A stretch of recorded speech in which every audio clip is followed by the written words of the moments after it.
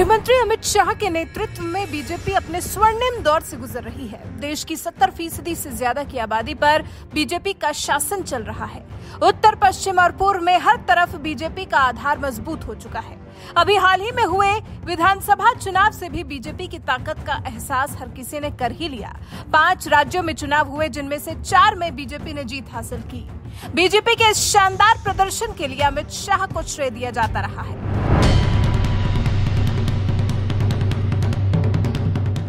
चुनाव जीतना अलग और देश को संगठित करना अलग।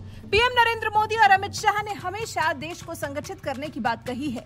विपक्ष ने हमेशा भले ही बीजेपी पर देश को तोड़ने की राजनीति करने का आरोप लगाया है, लेकिन असल में अमित शाह और मोदी ने हर मुमकिन कोशिश की है कि कोई भी दुश्मन भारत की तरफ नजर उठाकर न देख पाए और देश हमेशा संगठित रहे। उसके लिए कश्मीर से तक तो धारा 370 को हटा दिया गया, जिससे कि किसी भी देशवासी के मन में भेदभाव का भाव उत्पन्न न हो सके। और उसके बाद अब 50 साल से असम और मेघालय के बीच में चला आ रहा सीमा विवाद भी अब सुलझ गया है। जी हां, गृहमंत्री अमित शाह की मौजूदगी में ही यह संभव हो सका।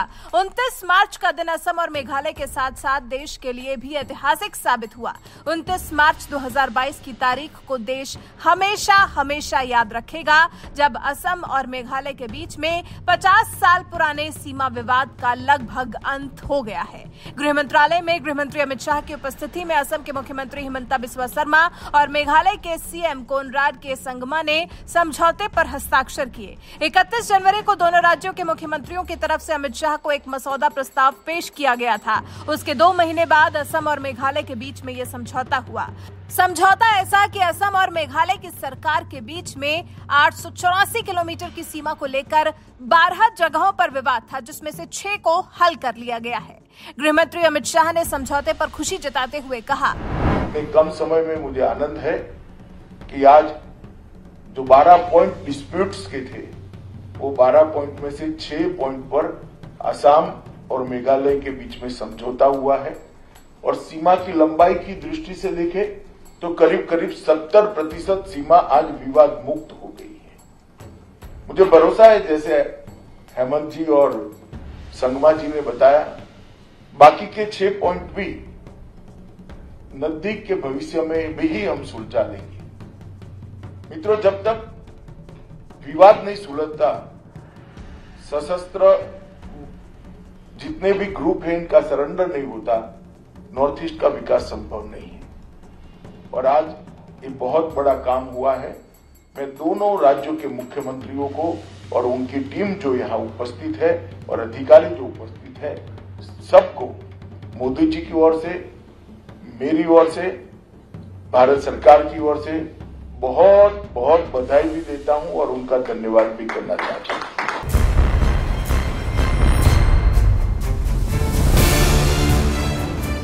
अमित शाह ने साथ ही कहा, आज का दिन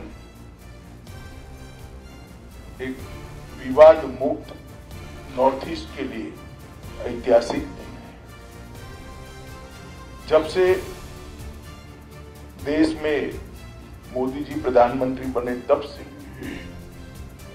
2014 से मोदी जी ने नॉर्थ ईस्ट की शांति प्रक्रिया, नॉर्थ ईस्ट के विकास, नॉर्थ ईस्ट की समृद्धि और नॉर्थ ईस्ट की सांस्कृतिक धरोहर के संवर्धन के लिए अनेक विध प्रयास किए। मैं उसका साक्षी हूं, पहले भारतीय जनता पार्टी के अध्यक्ष के रूप में और 2019 से गृह मंत्री के रूप में। आज मुझे ठीक याद है, 2019 के मुख्यमंत्री बनने के बाद मैं जब प्रधानमंत्री जी के पास गया था, तब उन्होंने नॉर्थ ईस्ट को ये चारों क्षेत्र में शांति की दृष्टि से, विकास की दृष्टि से, समृद्धि की दृष्टि से और नॉर्थ ईस्ट की सांस्कृतिक धरोहर को संभालने की दृष्टि से सरकार की प्रायोरिटी के बारे में बात किया था। जब से गृह मंत्री बना, तब से मेरा आग्रह था कि असम के साथ अलग अलग राज्यों के सीमा विवादों को सुलझाना चाहिए। 24 जुलाई 2021 को मैं मेघालय गया था, वहां नॉर्थ ईस्ट के सभी राज्यों की मीटिंग थी। उसमें मैंने अपील की थी कि असम ने बड़ा हृदय रखकर सभी राज्यों से बातचीत की पहल करनी चाहिए और बाकी राज्यों ने भी विवाद सुलझाने की दृष्टि से आगे आना चाहिए।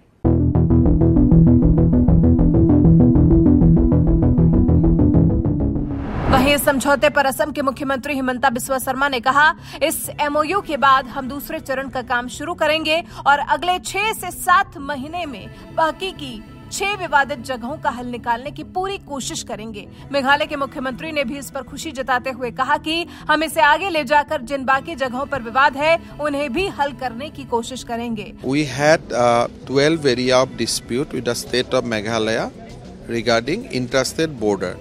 We have resolved 6. On that count, there will be an agreement between Assam and Meghalaya in presence of Home Minister Amit Shah ji. This issue of the border dispute or differences has been there for the last 50 years. And we are celebrating Golden Jubilee of our state this year. And even after 50 years, this issue has remained. So there is a large section of the society and public in general want a resolution to this, and including the leadership. Therefore, we're very thankful to our Honorable Home Minister Shri Amit Shah ji and to the Chief Minister of Assam, Shri Himanta Biswa Sharma ji, because they went the extra mile, and it's only because of the overall teamwork that was there we were able to resolve or at least come to some kind of a resolution in the first 6 areas of differences out of the 12. And I think it's a very important resolution, and it will lead to a lot of peace at the border areas. Because of this differences, there have been incidents of violence, and people have suffered a lot. Assam और मेघालय के बीच में समझौता महत्वपूर्ण है क्योंकि दोनों राज्यों के बीच सीमा विवाद बहुत लंबे समय से लंबित था। लंबे समय से चले आ रहे इस विवाद की शुरुआत साल 1972 में हुई थी, जब मेघालय असम से अलग एक नया राज्य बना था। नया राज्य बनने के बाद प्रारंभिक समझौते में सीमाओं के सीमांकन को लेकर कई विवाद थे। 884.9 किलोमीटर लंबी सीमा के विभिन्न हिस्सों में 12 क्षेत्रों से संबंधित विवाद पैदा हुए थे, जिसमें से 6 का हल निकाल लिया गया है। दोनों राज्यों के बीच में कई बार सीमा विवाद भड़का। 2010 में भी लैंगपीह में पुलिस गोलाबारी में 4 लोग मारे गए थे। आपको बता दें, पहले ये बैठक 27 मार्च को होनी थी, लेकिन इसे 2 दिन के लिए टाल दिया गया। मेघालय और असम के मुख्यमंत्रियों ने पहले चरण में 6 स्थानों ताराबारी, गिजांग, हाहिम, बोकलापारा, खानापारा, पिलंकाटा और रात चेरा में सीमा विवाद को हल करने के लिए 29 जनवरी को पहले गुवाहाटी में एक समझौता ज्ञापन पर हस्ताक्षर किए थे।